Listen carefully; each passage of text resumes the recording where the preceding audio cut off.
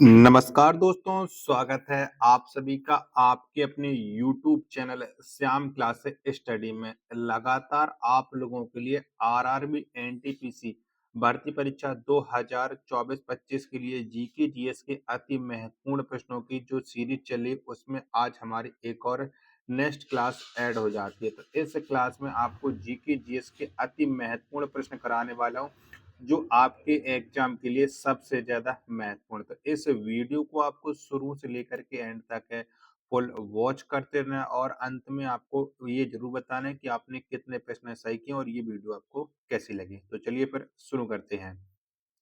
तो पहला प्रश्न आ जाता है आपके सामने कि सल्तनत काल में अश्वशाला के प्रधान को क्या कहा जाता था। तो उस समय क्या कहते थे ये आपको बताना है। तो सल्तनत काल में जो अश्वशाला का जो प्रधान होता था इसे कहा जाता था आमिर ए आखुर। क्या आमिर ए आखुर? एक का सी ऑप्शन देने वाले सभी लोगों का करेक्ट आंसर हो जाएगा। अगला प्रश्न प्रश्न संख्या 2 आ जाती है आपके सामने कि हाथी गुम्फा अभिलेख में किसकी उपलब्धियों का वर्णन है। तो किसकी उपलब्धियां बताई गई हैं हाथी गुम्फा अभिलेख में? 2 का आंसर आपको देना है। तो इसमें खारबिल की उपलब्धियों का वर्णन है, यानी 2 का सी ऑप्शन देने वाले सभी लोगों का करेक्ट आंसर हो जाएगा। चलिएगा, अगला प्रश्न आ जाता है प्रश्न संख्या 3 है आपके सामने कि विश्व का दूसरा सबसे बड़ा महाद्वीप कौन सा है। तो बताइएगा विश्व का दूसरा सबसे बड़ा महाद्वीप। तो ये है अफ्रीका महाद्वीप, यानी 3 का बी ऑप्शन देने वाले सभी लोगों का राइट आंसर हो जाएगा। अगर आपको ये वीडियो पसंद आए तो वीडियो को अपने दोस्तों के पास आपको जरूर शेयर करना है।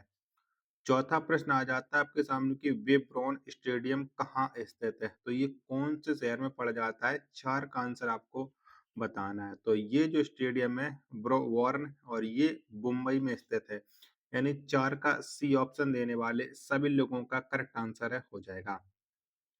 नेक्स्ट प्रश्न है प्रश्न संख्या 5 आ जाता है आपके सामने कि भारत में संघ राज्यों का शासन किसके द्वारा होता है।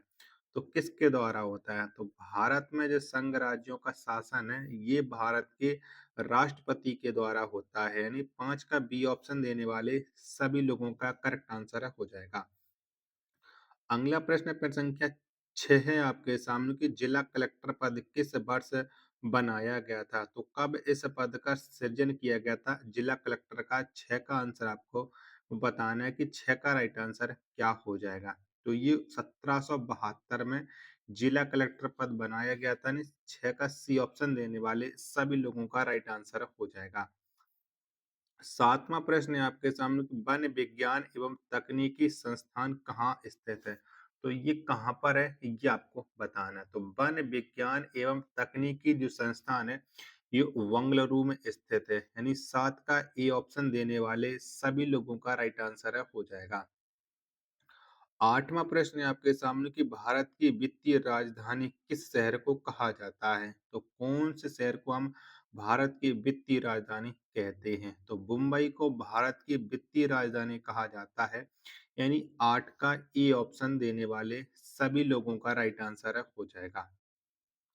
अगला प्रश्न प्रश्न संख्या 9 है आपके सामने कि केंद्रीय असेंबली में बम फेंकने में भगत सिंह का साथी कौन था। तो भगत सिंह का साथ किसने दिया था? 9 का आंसर आपको बताना है। तो केंद्रीय असेंबली में बम फेंकने भगत सिंह का जो साथी थे वो थे बटुकेश्वर दत्त। 9 का सी ऑप्शन राइट आंसर हो जाएगा। 10वां प्रश्न आ जाता है आपके सामने कि भैंसा सिंगी नामक जनजाति भारत के किस राज्य में पाई जाती है। तो कौन से राज्य में पाई जाती है? तो भैंसा सिंगी जो जनजाति है ये भारत के नागालैंड में पाई जाती है, यानी 10 का ए ऑप्शन देने वाले सभी लोगों का करेक्ट आंसर हो जाएगा। अगला प्रश्न है प्रश्न संख्या 11 है कि राष्ट्रीय ग्रामीण विकास संस्थान कहाँ स्थित है। तो कहाँ पर है ये राष्ट्रीय ग्रामीण विकास संस्थान? तो ये हैदराबाद में स्थित है। 11 का बी ऑप्शन देने वाले सभी लोगों का करेक्ट आंसर हो जाएगा। नेक्स्ट प्रश्न है प्रश्न संख्या 12 आ जाता है आपके सामने कि प्रकाश तरंग कैसी तरंगे हैं। बताओ ये कैसी तरंगे हैं। तो प्रकाश तरंगे या एक अनुप्रस्थ तरंगे हैं, यानी 12 का जितने भी लोग ए ऑप्शन दे रहे हैं उनका राइट आंसर हो जाएगा। चलिएगा, नेक्स्ट प्रश्न आ जाता है प्रश्न संख्या 13 कि वैद्युत अपघटन संबंधी नियम को किसने प्रतिपादित किया था? तो किसने दिया था ये वैद्युत अपघटन संबंधी नियम? 13 का आंसर आपको बताना है। तो ये नियम दिए थे फैराडे ने। 13 का बी ऑप्शन देने वाले सभी लोगों का करेक्ट आंसर हो जाएगा। प्रश्न संख्या 14 आ जाता है आपके सामने कि लोलक की कालावधि किस पर निर्भर करती है? तो किस पर निर्भर करती है ये आपको बताना है। तो लोलक की जो कालावधि है ये लंबाई पर निर्भर करती है, यानी 14 का ए ऑप्शन एकदम करेक्ट आंसर हो जाएगा। आशा करता हूँ कि आपको ये वीडियो जरूर पसंद आ रही होगी, तो प्लीज वीडियो को लाइक करें और चैनल को अभी तक आप लोगों ने सब्सक्राइब नहीं कर रखा होगा, चैनल को आप लोग जरूर सब्सक्राइब कर लीजिएगा। चलिएगा, अगला प्रश्न आ जाता है प्रश्न संख्या 15 है आपके सामने कि विश्व वन्यजीव निधि का शिलान्यास किस वर्ष किया गया था? कब हुआ था? तो इसका जो शिलान्यास है वो हुआ था 1961 में। किसका? 1961 में हुआ था। 15 का सी ऑप्शन एकदम राइट आंसर है, हो जाएगा। 16वां प्रश्न है आपके सामने कि बैटरी का आविष्कार किसने किया? तो किसके द्वारा बैटरी का आविष्कार हुआ था ये आपको बताना है। तो बैटरी का जो आविष्कार है ये वोल्टा ने किया था, यानी 16 का डी ऑप्शन एकदम करेक्ट आंसर हो जाएगा। 17 नंबर का प्रश्न आ जाता है कि नेल्सन मंडेला की मृत्यु किस वर्ष हुई थी? तो कब हुई थी नेल्सन मंडेला की मृत्यु ये आपको बताना है। तो 2013 में नेल्सन मंडेला की मृत्यु हो गई थी। 17 का सी ऑप्शन है वो करेक्ट आंसर है, हो जाएगा। अगला प्रश्न है प्रश्न संख्या 18 है आपके सामने कि हिंदू वृद्धि दर शब्द का प्रयोग किसके द्वारा किया गया था? तो ये शब्द का प्रयोग किसने किया था? 18 का आंसर आपको बताना है। तो हिंदू वृद्धि दर शब्द का जो प्रयोग है ये प्रोफेसर राज कृष्णा के द्वारा किया गया था, यानी 18 का ए ऑप्शन देने वाले सभी लोगों का करेक्ट आंसर है, हो जाएगा। 19 प्रश्न आ जाता है आपके सामने कि रबात किस देश की राजधानी है?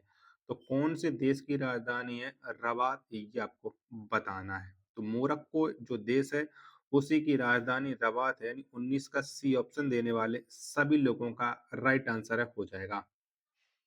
20वां प्रश्न आ जाता है आपके सामने कि रवांडा की राजधानी कहाँ है? तो बताओ कहाँ पर पड़ती है रवांडा की राजधानी ये आपको बताना है। 20वें प्रश्न का राइट आंसर क्या हो जाएगा? तो जो रवांडा की राजधानी है वो है किगाली, यानी ए ऑप्शन एकदम इसका राइट आंसर है, हो जाएगा।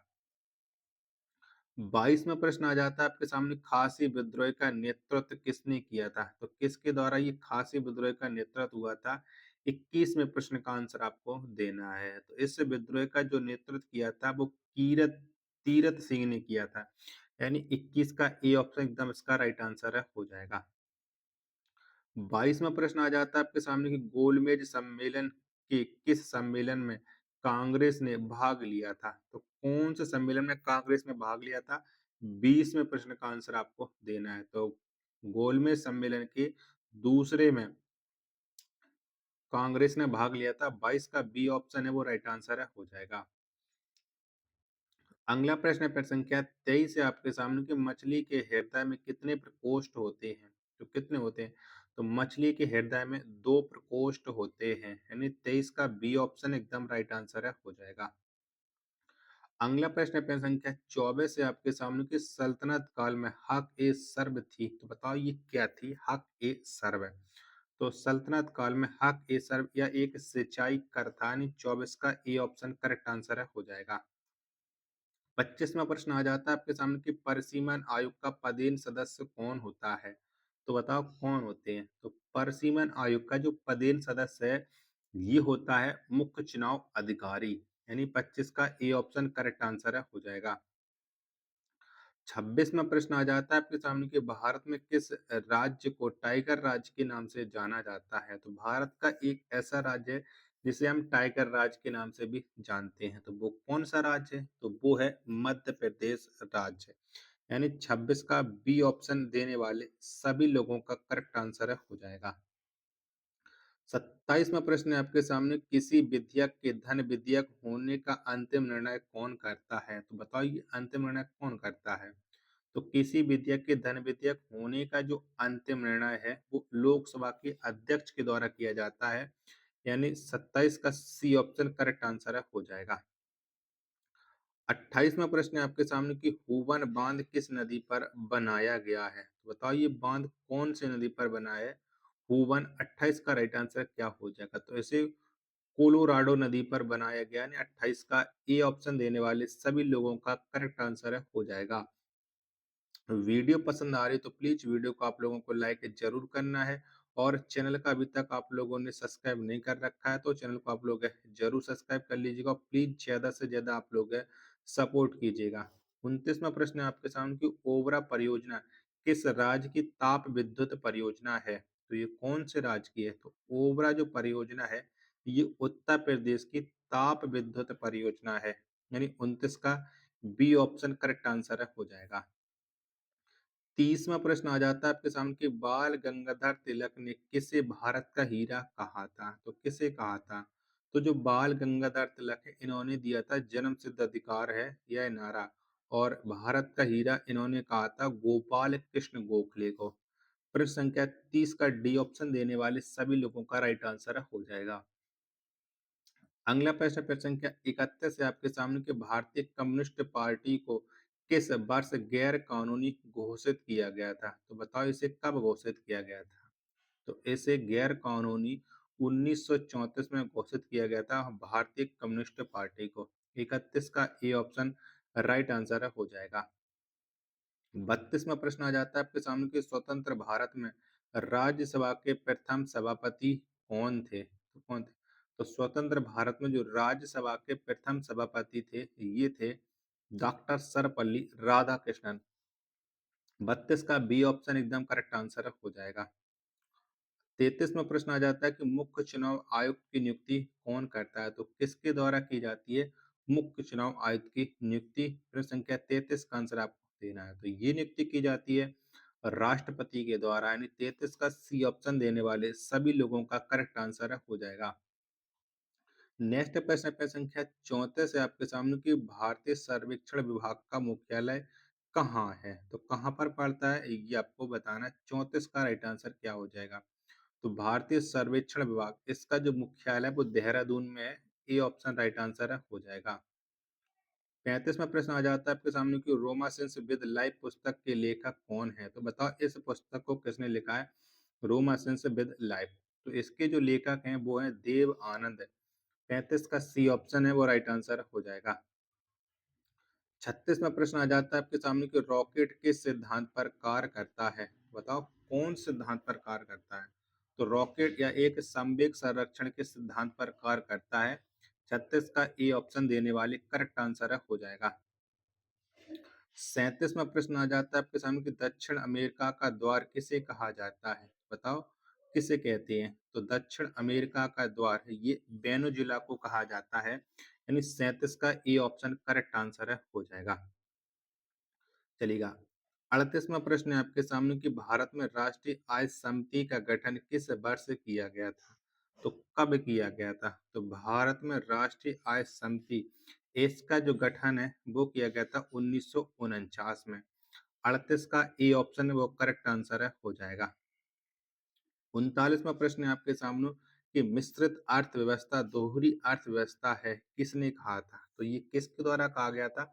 प्रश्न संख्या 39 का राइट आंसर क्या हो जाएगा? तो मिश्रित अर्थव्यवस्था दोहरी अर्थव्यवस्था है ये प्रोफेसर हेन्स ने कहा था। 39 का सी ऑप्शन करेक्ट आंसर हो जाएगा। प्रश्न संख्या 40 और अंतिम प्रश्न आज के इस प्रैक्टिस सेट का कि निर्धनता को पूर्णतः समाप्त करने का लक्ष्य किस पंचवर्षीय योजना में रखा गया था?